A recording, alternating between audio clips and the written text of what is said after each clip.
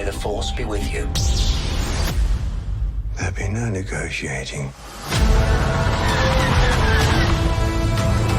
Hello, welcome to Live Action Rebels, the Explosion Network's after-show discussion of each and every episode of Ahsoka. We're talking about the finale today. My name's Don Blight, and joining me live and in person for the first time on Holocron Entries, I think, Ashley Hobler. Hey Dylan, excited to be here. Excited to be here at the final episode of Ahsoka. This is clearly the end of it all. Just to clarify quickly before we get into it. So I watched it in a hotel yesterday. We're at PAX, obviously. Where did you watch it before you left, right? Did you watch it on the plane? I've watched it on the plane. There we go. Yeah. I was waiting to find out if you rushed to watch it before. Yeah, so Yeah. maybe On your phone? No, I've got a tablet, so Okay. it's pretty reasonably big. But next time I'll remember to download at the highest quality. I don't think it downloaded. I think it downloaded slightly lower. Doesn't matter. It didn't look fantastic, but who cares? Probably looks better on TV anyway. Sad but true. This week's episode was the one Witch and what? Sorry. This week's episode was the Jedi, the Witch, and the Warlord. It was directed by Rick Famuyiwa, written by Dave Filoni, of course. The finale of Ahsoka season 1, or I don't know. It could be the last Ahsoka episode, and then they just do another series. They rebrand it. They rebrand it. Who knows? What did you think of this week's? Or no, what did you think of the finale? Unfulfilling. Yeah, that's a good way to put it. Yeah. It just, last week we talked about all the different points that we felt like they needed to hit. They hit barely any of them. Yeah. I mean, it was fine. Like, I guess we get the resolution of like Thrawn, and he's in the universe again. He's in the Star Wars galaxy. He's an actual credible threat, even though we don't see him be a credible threat at any point. I guess we don't know what's in all the cartons. We don't know. All that kind of stuff. It felt like Dave Filoni didn't realize that everybody would be super invested in what Baylan was doing. This season it was like, everybody's going to be so swept up with what Thrawn's doing, and he coming into the universe. It's going to be such a big deal. And everybody, I feel like a lot of us probably were like, yeah, but what's Baylan doing? What's his whole thing?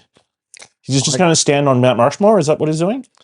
He's standing on the statues from Lord of the Rings? Is that what he's doing this year? I can't believe this episode had like 10 seconds of Baylan and 5 seconds of Shin. Shin coming in doing a Dune impression of Timothy Chalamet?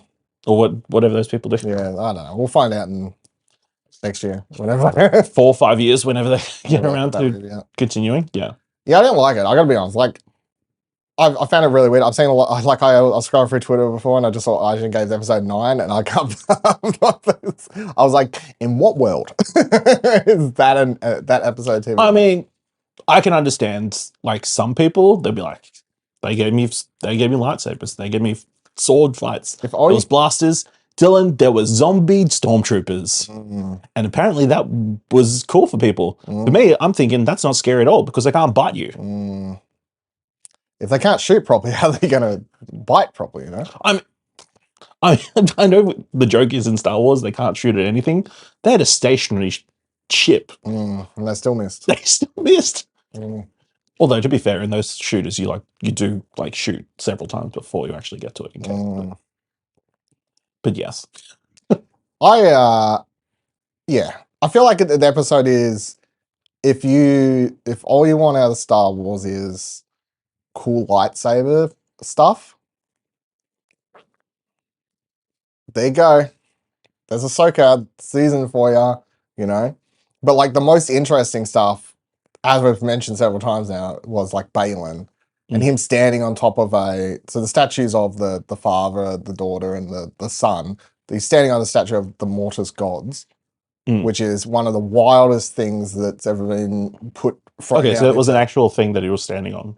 Yeah, 100% the Mortis gods, which, like, there's not enough time, and I can't be bothered. Like, and also, we don't fully understand. So the Mortis gods are literally a 3-episode arc from the Clone Wars where Ahsoka, Obi-Wan, and Anakin hear a distress signal for like a Jedi and help. They head out to this place, and they get sucked into this other galaxy, basically, where these 3 gods, quote unquote, live, the Mortis gods.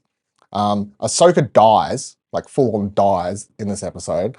The daughter then gives her life force to bring her back to life. And the daughter's symbol or whatever was the convor bird, which then sort of every time it's around, it's sort of like the daughter's following Ahsoka. It's sort of like the daughter was the light side. Then you've got the brother, which is like the dark side dude. And he shows Anakin a vision of himself becoming Darth Vader. And then the father's sort of the, I don't know, you're like keeping the balance between the two sides. And the statue that he's standing on of the father, next to it is a statue of the daughter which has fallen down, which makes sense because she sort of gave her life to bring Ahsoka back to life. And then you've got a picture of the son there as well. Now, all of that is super interesting and intriguing for anyone who cares about Star Wars. It's also some of the wildest shit that's ever been thrown into the Star Wars universe. It's also known in history as, it's not something that Dave Filoni actually came up with. It's something that it was a George Lucas idea. This was a George Lucas, Mortis Gods, I'm doing that sort of thing. Of course, like, because George Lucas was still involved with Clone Wars series. People often forget that he was there. He like had all these ideas and whatever else. Like he was still heavily involved in Star Wars at the time. Mortis Gods was one of those ideas. So that was probably the most interesting part of the episode for me. Like when they showed that shot of Ray Stevenson, Balin standing there, I was like, oh my God, this is so fucking cool.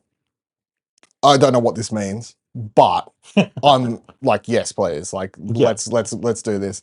And then knowing that like that's all I got, like the cuts away, and then like the episode ends. And for like 90% of the audience, it's going to mean nothing. Yeah, for 9% of the audience, it's going to mean nothing. And then also, it's just really annoying that for even if you're 9% of the audience, it means nothing to you. You're also like invested in this new character because he's been consistently the best actor on screen in Ray Stevenson. He's been consistently the most interesting presence in every scene that he's been in.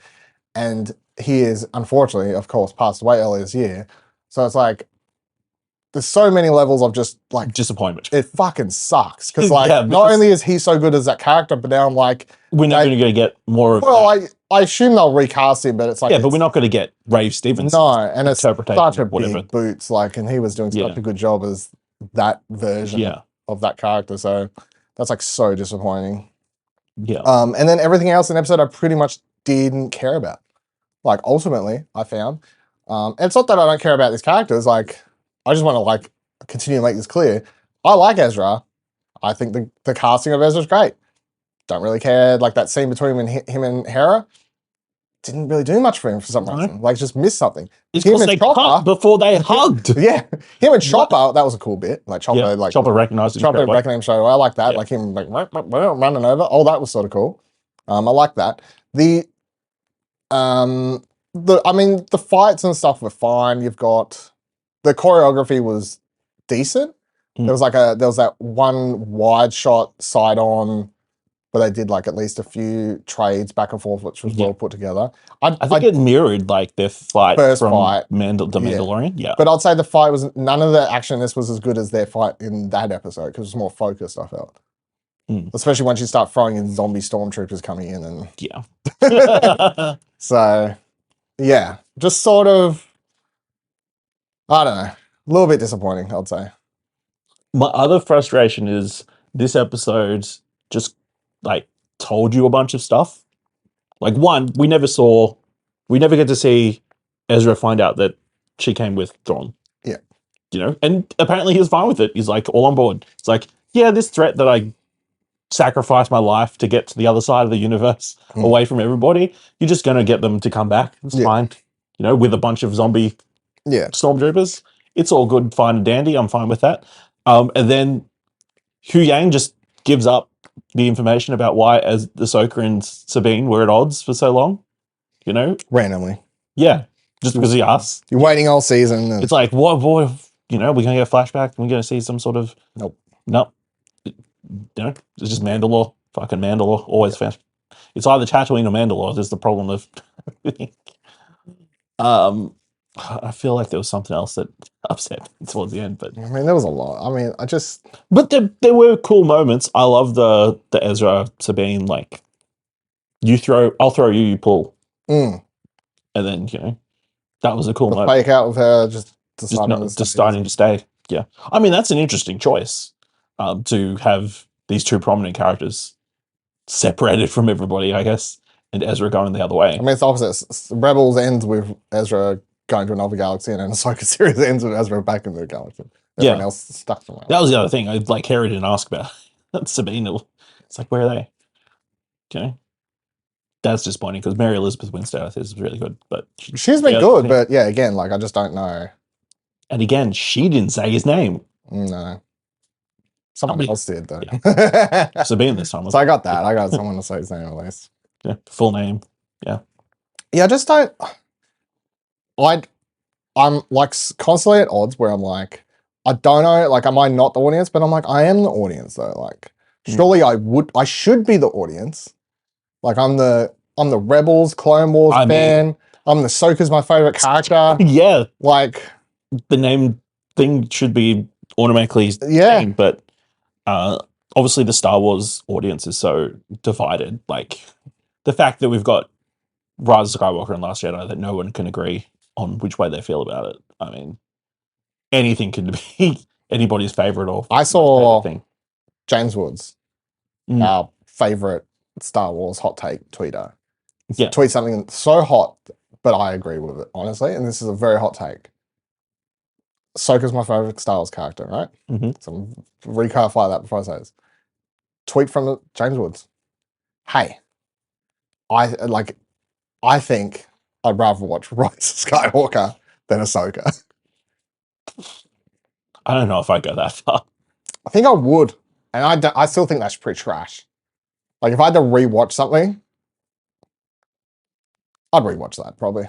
But at least you got Balin in this. I guess you got Kylo Ren in the end. Yeah, Kylo Ren. I still got like I get good characters. I just get terrible choices made with the characters. Yeah, I don't know. I feel like it's too fresh still, but I don't have the disappointments of walking out of Rise of Skywalker that I had watching this last episode of Ahsoka. But also that may be because this is 8 episodes in, and it's like also discussed it week by week. I mean, if we watched 30-minute chunks of Rise of Skywalker, would we have been devastated by the end? I just feel like the bar's so much higher after. Well, I feel like the bar should be higher after Andor. Yeah. You know, like I don't know how, and I do know the answer. The answer is, and because I know plenty of people I work with and everything, they've watched all of The Mandalorian, they've watched fucking Book of Boba Fett, but for whatever reason they go, oh, Andor, I skipped that one, didn't look that interesting. That's the problem. Because there's no lightsabers, blasters, and Mandalorian armor. You know, is Dave Filoni the problem? You know, is he past his prime? Maybe. Is that that one episode, the first episode they come into, they arrive in a new galaxy. That was the highest of this season. Where I like tweeted out with that picture that everyone posted of the praise Dave Filoni. I was like, maybe, but I take it back. No. For a second. You thought he was back? But for a second, I thought it was there. And then the next several episodes were just, I don't know. Scripts coming out of the garbage heap, I think. I don't know. Wow, that's super harsh. But, you know, at least we got more Noti. We got more Wolf Boys, you know? Yeah, cool. Yeah. I feel like any episode we talk about this show, your positives are just like screenshots. Like, just grasping the straws. Yeah. No. Like, I can't think, and again, I was complaining last week or a week before, I don't know, complaining most weeks, to be honest, but Ahsoka character arc for this season, I don't know, not much. She chooses to, ultimately, she has a positive attitude now. Positive attitude about Sabine, I guess. Sabine's makes the choice at the end to stick with Ahsoka instead of running away. Ezra's a thing. Ezra's home. Hera's there. Thrawn's still Thrawn. Like, I don't know. I don't Thrawn really wins. I mean, that's an interesting choice, really. That Thrawn wins, but I guess to set up what they want to do going forward, he needed to. I feel like the problem is this, and this is the same sort of thing I get with Marvel things. I don't really think this is a good television show. It's just like a thing that exists. It's a thing that can be put out there to help set up a movie down the line. You know? Yeah. There's not really any good storytelling in this whole show. I'm divided. Like, whether it should have been shorter or it should have been longer. It should have been way longer if they wanted to. Like, there was enough in here you could. Yeah, like all those scenes that I said should have been in there. We should have had a flashback to Ahsoka and Sabine, like training. Yeah. You know, 20 times more Balin. Yeah. Give us a flashback of that. Mm. You know? But now you'll never get it with Ray Stevenson. Yeah, it's that's just going to be a sticking point that really isn't out in their control. I assume they assumed he was going to be. Oh yeah, obviously they didn't know he was going to Yeah. pass away, but like it just sucks that like I assumed that originally when they introduced that character, you assumed he was probably going to die by the end of the season. But the fact he like has that major cliffhanger, literally a cliffhanger. Yeah, I don't know if it was hanging. Cliff standing. Yeah, cliff standing. It's so much more annoying that you're like, yeah, again, it's just so great performance. But then also the character, there's like 2 levels of it. And you're like, yes, the character continued, but fuck, if the person they choose is not even close, it's just going to be such a disappointment. Big boots to fill. Yeah. I got nothing else. Do you like the moment where Ezra's building his lightsaber? Is it the same part as Kanan? Whatever, yeah, cool story. Oh, okay. Oh, there was 2 of these 1 parts. All right, fucking, you got fucking Flitwick over here. No, what was the dude who made the wands? Ollivander. Oh, it's fucking, I pulled 2 strings of this. 1 for Voldemort, 1 for you, Harry. Yeah, good one. Fucking, I remember everything that goes through my drawer. Yeah, cool story, dude. Anyway, yep. Yeah, okay. All right, that'll do it for the finale. Whatever this show was called. Live Action Rebels. Live Action Rebels. It's talking about Ahsoka each and every week. We did it. It's fine. How would you rank it to the other seasons of Rebels? Last. Okay. Easy. That's not even a question. What are you talking about? I thought I'd just throw it out there. No, it's dead last. It's not even fucking... You know, just for the engagement, you know. Rebels had bad episodes, but like... Oh, what was it? There was the owl thing at the end. That's what I'm saying. The owl represents the daughter, usually. Okay. From You reckon there's a world between worlds thing? They're going to, like, wormhole out? No, they're just... I don't know... Like, I don't know. This fucking... you could theorize for weeks. People are going to theorize for the next year until this story's followed up. Because there's 2 sides. People, when that Mortis episode arc came out, it reviewed pretty poorly because people said it was just a mess. But then it's also continued to just spawn people who are obsessed with like discussing the potential. I feel like we watched this for something. We did. I can't remember what. I had a quick look and there was nothing clear on the Alderaan explosion feed. I definitely made you watch the episodes, I believe. So, or maybe not the full arc. I think I just made you watch like one. I don't remember. Anyway. Yeah. But the Mortis arc, I think it's like season 4 or something. I can't remember. One last thing. How'd you feel about Anakin at the end of the episode? No, whatever. So, it's fine. I'm definitely on the side. I've seen people saying it's like bullshit, like throwing a cameo at the end. I'm like, Anakin showing up to look at his fucking Padawan isn't a cameo. Like it's fine. Like but it's whatever. But, like hopefully it's the last we see of him. Yeah. Like, is that really the way I want to end the first season? Like, is that my takeaway? The so-called Ahsoka. Yeah. Ends with the shot of Anakin. Yeah. I was like, nah. Just like I'm fine with Ghost Force Anakin, but that's not the way I end the show.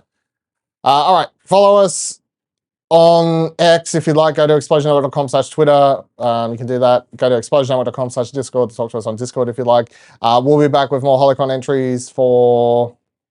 I don't know what the next show is, to be completely honest. What is that? I think it's it's the whatchamacallit one, the Acolyte?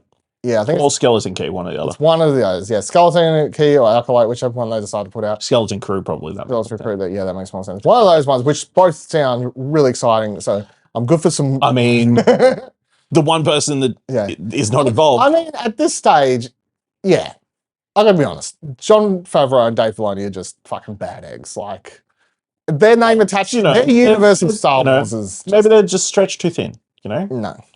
I'm fucking... The one really good Star Wars show had neither of them involved, is all I'm gonna say. So, you know, I got 2 Star Wars shows coming where they're not involved. We'll see after that whether, you know, that's the... Give that shit to me now. Inject it into my veins. We'll be back for that, of course. And check out explosionnetwork.com for all other great things and stuff over on the website as well, though. And until you hear from us next time, remember that Kanan, you know, sacrificed. Surprised he didn't show up? He saved his life. No, because no one's going to... Fucking Freddie Prinze Jr. is going to show up. People are going to go, oh! But it could have not been Freddie Prinze. I guess it was... From I know what he did last summer. There wasn't enough error to justify him, and then it was like... No one's going to recognize him as a Jedi. Everyone's going to be like, hey! Fucking hell. Also, it's Thrawn knows it's Anakin's Darth Vader, right? Yeah, and from in one of the novels, like he has a whole. He's going to drop the news, and Leia's going to get. Yeah, no, that's why he knows anyways. All right, bye. Bye.